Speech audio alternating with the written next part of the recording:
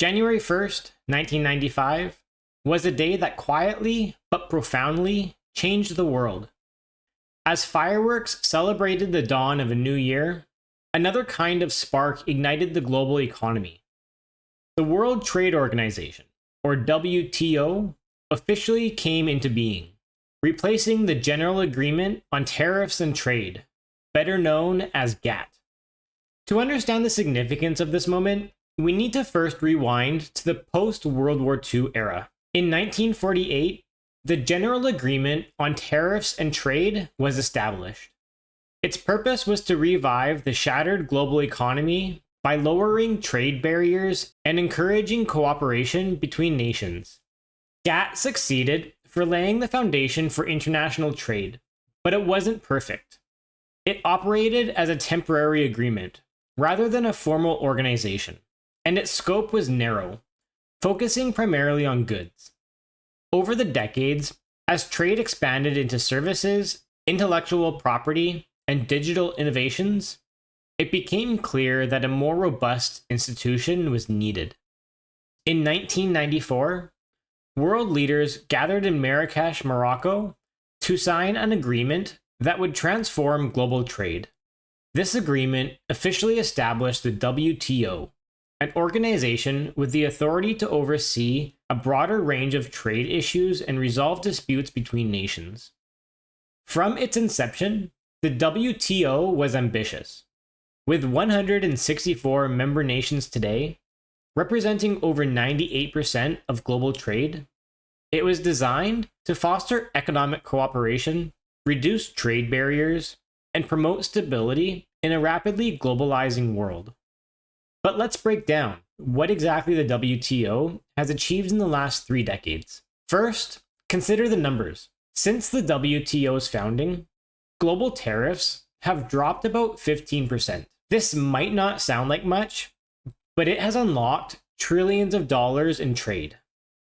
By lowering the cost of doing business across borders, the WTO has allowed goods, services, and investments to flow more freely than ever before. Think about the everyday items that you use: your smartphone, your coffee, or even your car. Chances are, components of these products were made in several different countries before coming together in your hands. This complex web of global supply chains wouldn't exist without the rules and systems the WTO helped create. The WTO isn't just about lowering tariffs. It's also a referee in the world's economic game. Since 1995, it has resolved over 600 trade disputes. These aren't minor disagreements. They're cases where billions of dollars and national economies are at stake. By offering a neutral platform, the WTO has prevented many disputes from escalating into damaging trade wars. But it hasn't all been smooth sailing. One of the most infamous moments in the WTO's history came in 1999 during the Seattle Ministerial Conference. Tens of thousands of protesters took to the streets, voicing concerns about labor rights, environmental issues, and the growing power of multinational corporations. The Battle of Seattle, as it became known, highlighted the deep divisions between the organization's vision and its critics.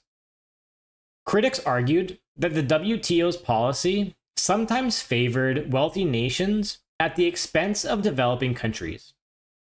For example, debates over agricultural subsidies have exposed how richer nations can afford to support their farmers, while poorer countries struggle to compete on a level playing field. As global trade evolves, so do these challenges. Climate change has introduced the need for green trade policies, while the rise of e-commerce has made digital trade a critical issue. Meanwhile, economic nationalism and protectionism have put the principles of free trade under pressure. Despite these challenges, the WTO is adapting. Recent initiatives include agreements on reducing harmful fishing subsidies and exploring rules for digital trade. These efforts show the organization's willingness to tackle 21st century issues head-on. The story of the WTO is one of ambition, progress, and growing pains.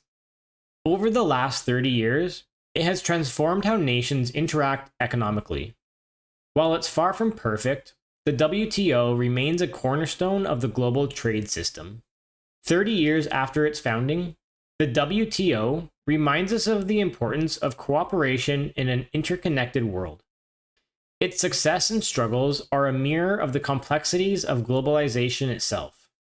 So, what do you think about the WTO's impact? Has it helped create a more fair global economy, or does it need a major reform? Let me know your thoughts in the comments below. And don't forget to like, share, and subscribe for more stories that shaped our world 30 years ago.